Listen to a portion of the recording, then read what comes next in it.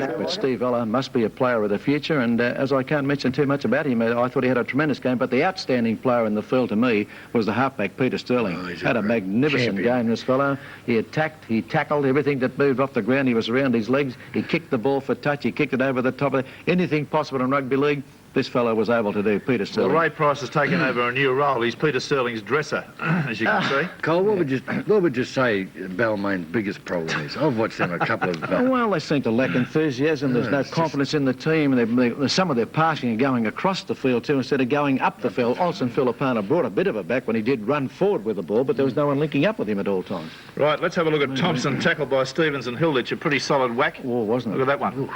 That brought the, well, they say rattled his teeth. Yes, it did rattle him all right. And a very fine tackle by one of the undersung prop forwards going around Sydney, Ron Hilditch. I think he's a good one. There's a blockbuster on Whittaker. And he finished up with the ball. Yeah, right, finished up with the ball. Ken McCarthy tackler, he hurts you when he hits you. There's plenty of him there too, isn't there? He's a very enthusiastic player. Oh, he's a good player. The high work rate. Bomb taken by Ella. Just a little snip. A very vital one, right on half-time this one, Rex, and Ella jumped high in the air, right in front of the goalpost here. You've seen take it above all the others. Brilliant take by Steve Ella. Brilliant take.